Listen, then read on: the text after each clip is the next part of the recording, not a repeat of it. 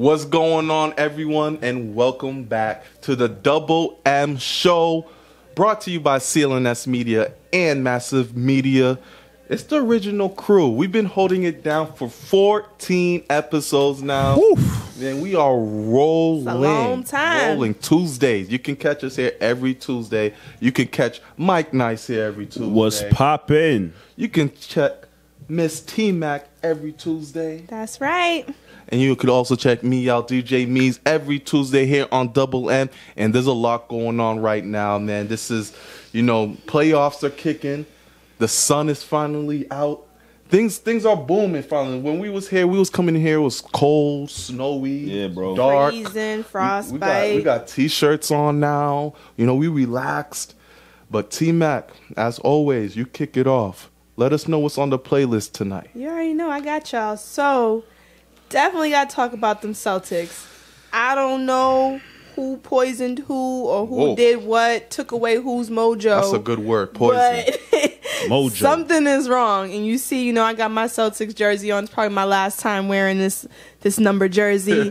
and then we got to talk a little bit about our relationship. We always have our little relationship talk. So we got a new question out there for you guys. So we're gonna hit y'all with that right after we take this long journey about the Celtics.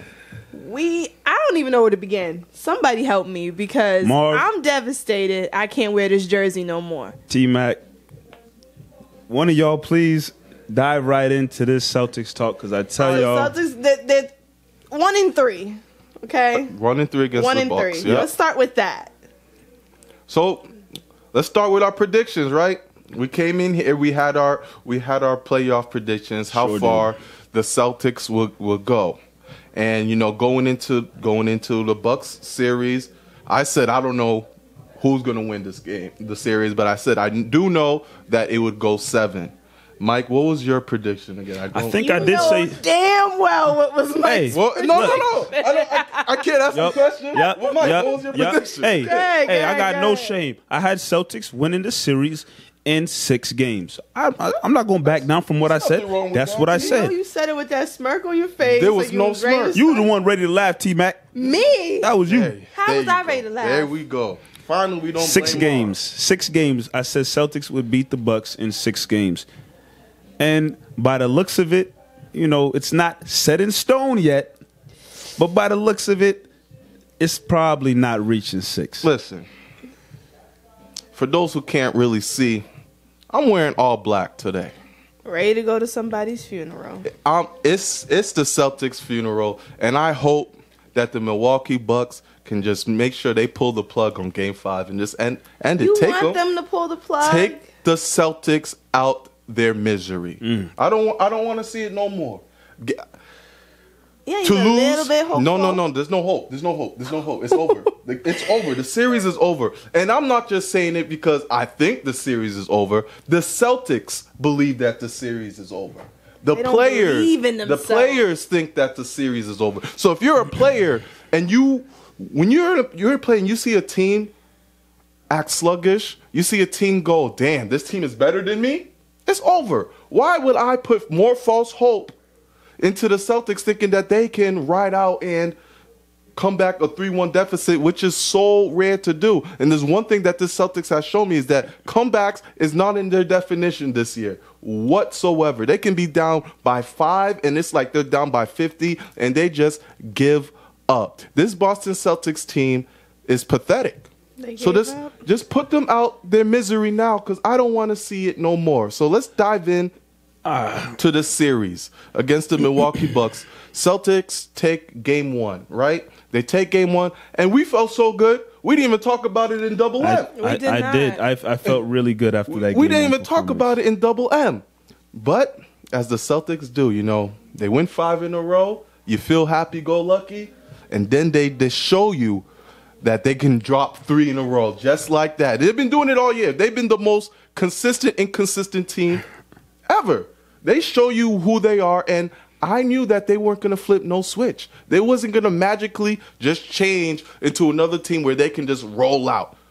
If you don't do it in the regular season, it's not going to happen in the postseason. Mike, let's talk about the Milwaukee Bucks series. Go ahead, Mike. Before I get into that, everything Marv said about putting them out their misery and whatnot. We did have some comments coming in. People still have faith. Still have faith. Shout out to Alexander, said he's from the Philippines. He's a diehard Celtics fan. He's hoping and believing that Kyrie will show up in Game 5. Sorry, Alex. Hey, come on, Marv. Hey, Alex. Come on, Marv. Let the fans have hope. No, he can have hope. I'm just Let the telling him. fans have I'm telling him. hope. Sorry. I tried to do this with Mike months ago. Come on, I tried Marv. to tell Mike, let it go. This is gonna hurt you so much more if you Let believe. them have hope. You If kill you believe people's it's gonna dreams hurt. out Let me- here. okay. I don't want you guys to be hurt. Let's Marv's, Mike, do you Marv's want completely the done. Bucks to put the Celtics out their misery? I'm with Alexander, and I'm All gonna right, say thank this. you. Listen, Finally. listen.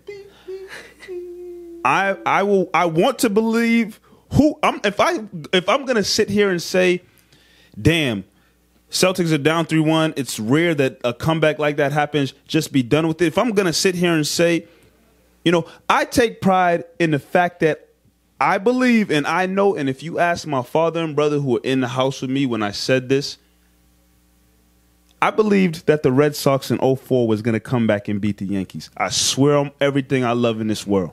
What are you about to say right now? All I'm saying is if I sit here and say that, hey, Celtics buried, done, I'm not giving my true fanhood justice. Celtics come out and win Game 5. Yeah, I'm gonna feel good. I mean, I'm gonna feel good. So, Mike, Still you don't have believe it. hope. have hope. I'm not throwing in the towel, but He's not at the throwing same in the time, towel. call this a contradiction, whatever. I do believe the series is done. Now let's look at Marv. Like you said, let's go back and look at this whole series from the jump. Celtics came out Game 1 and they played great. They played excellent defense on Giannis. It looked good, but then as the series moved forward, adjustments need to be made. Obviously, the best team in the Eastern Conference, the Milwaukee Bucks, they weren't going to come out the same way in Game 1 and play the same way Game 2 and the rest of the series. They knew what they got smacked in the mouth Game 1. They knew they had to come out and make the adjustments. Here's my issue with the Celtics.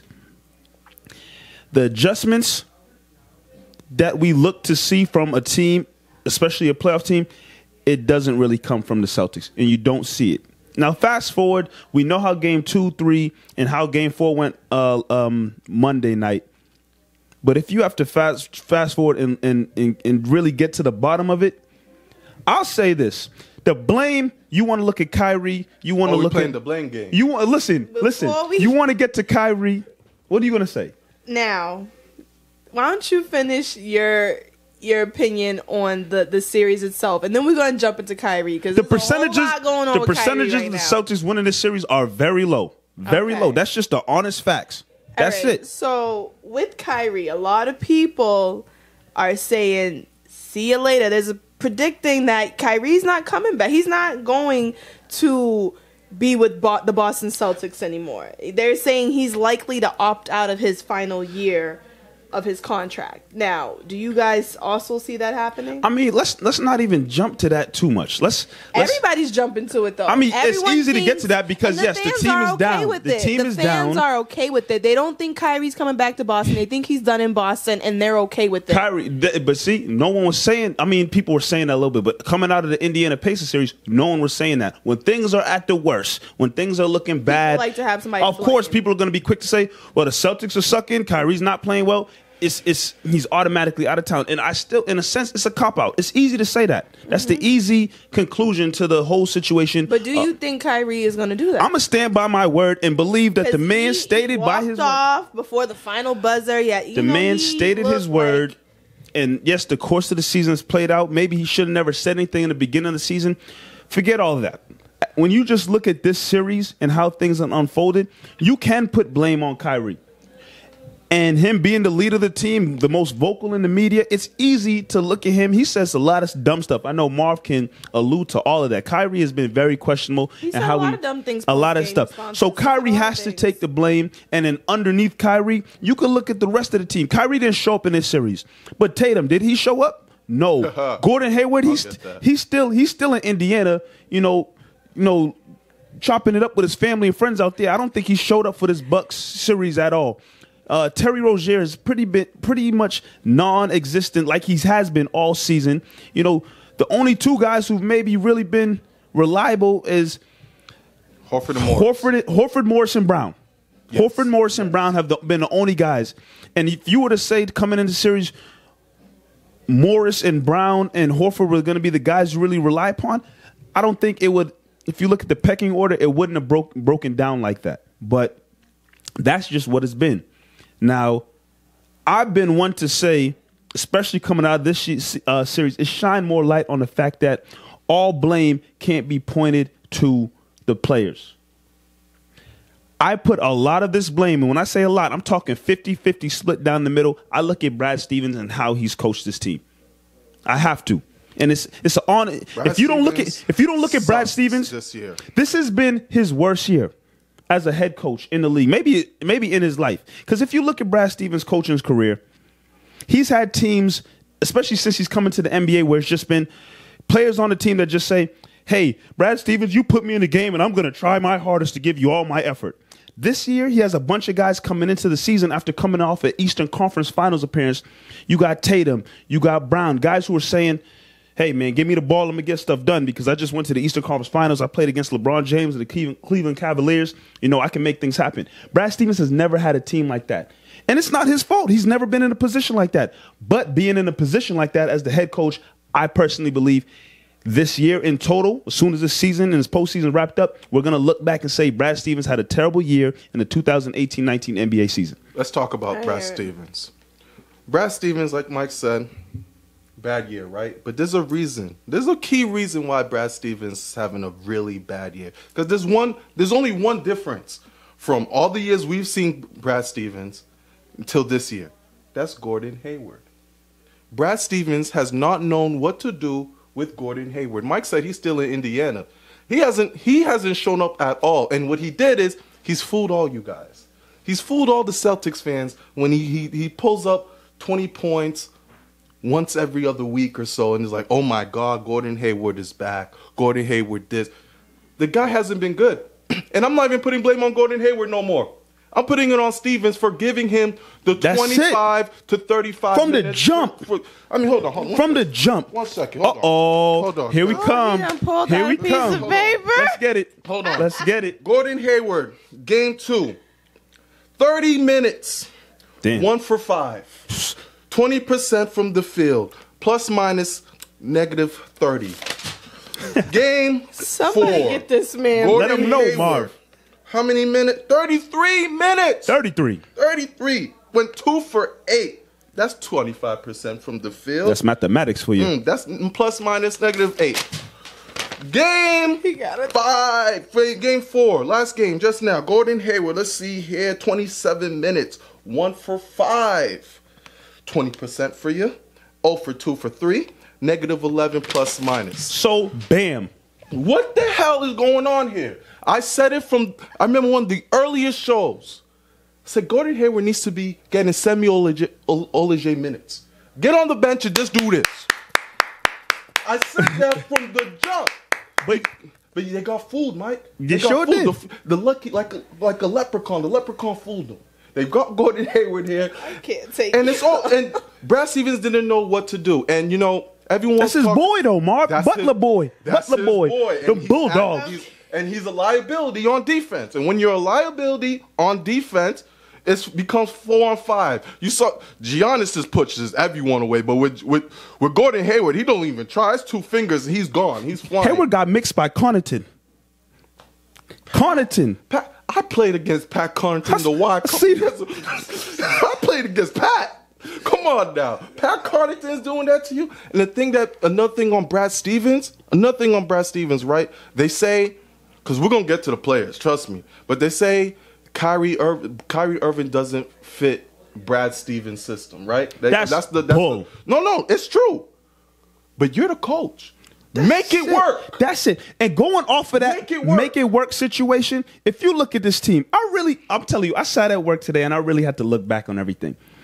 And I look at this season and I honestly believe the only reason why the Celtics were as successful as they won 49 games, 4th seed, is purely off of beating teams because of the talent. Let's not get it twisted. The Celtics are a talented team from top to bottom.